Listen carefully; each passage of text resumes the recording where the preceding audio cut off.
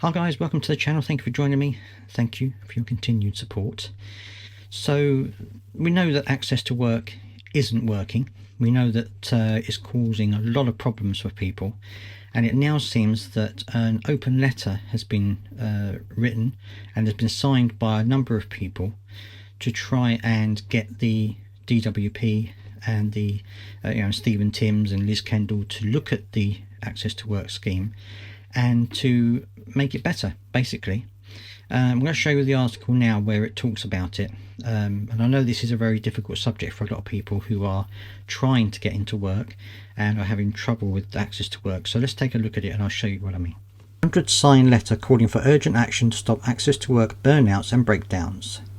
Hundreds of disabled people and allies have called on the Prime Minister to take urgent action to fix the crisis-ridden and broken Access to Work Disability Employment Scheme. In an open letter, Access to Work Collective says disabled people who rely on the scheme are burning out, breaking down and dropping out of work. Some have lost their homes, they say, while others have come close to losing their lives. The letter is addressed to the Prime Minister, Sir Keir Starmer, and copied to Work and Pension Secretary Liz Kendall and Social Security Disability Minister Sir Stephen Timms. Only last week, Disability News Service reported how comments from Sir Stephen Timms had further fuelled concerns about access to work. Access to Work Collective includes more than 3,800 Access to Work recipients, disabled people's organisations, researchers, policymakers, service providers and employers. Evidence collected by the collective shows disabled people are waiting months or even years for access to work assessments, approvals and payments. These delays mean they cannot start new jobs, are forced to leave jobs they love, or have to shut down their own businesses. The collective points to problems over the last 18 months which have seen cuts and inconsistent decisions on access to work claims, and says reforms were being introduced by DWP even as a consultation on the future of the scheme, which ended on the 30th of June, was still live.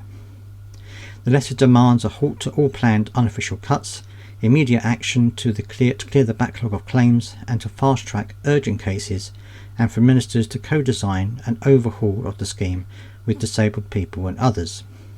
The letter reads, "Every day an access to work fail to meet people's needs, and as is another day someone is forced out of the workforce because of essential support is caught in delay and uncertainty."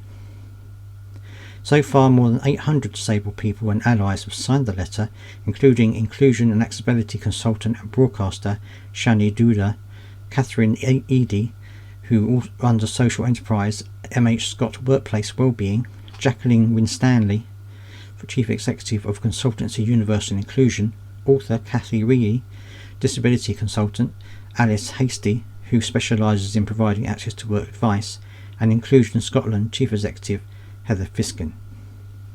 Now personally, I would see it as a quick win for the government if they got access to work.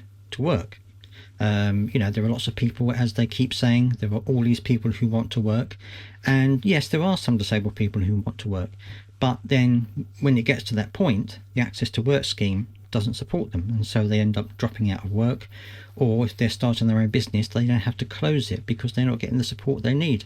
So for me, this would be an easy win for them to do, and I think this is the reason why a lot of people don't trust what the DWP are going to do or what they say. Yes, it would probably need increased funding in order to do this. They're already saying they're going to spend £1 billion on initiatives to get people into work, so why not just put some of this money into the access to work scheme and make that fit for purpose? I hate that phrase, but it is true. Make it fit for purpose, and then get people who actually are currently in work or ones who are looking to start their work, get them going. That would be an easy win for me as if I was in the government. So I think that they're missing a trick by doing this, and I think that it's something which they desperately need to resolve. I'm going to try and find a link to this letter and put it in the description to this video so that you can sign it as well if you wish. But do let me know down in the comment section what you think about all of this. Please do subscribe, of course, as well if you've got this far, and I'll see you next time.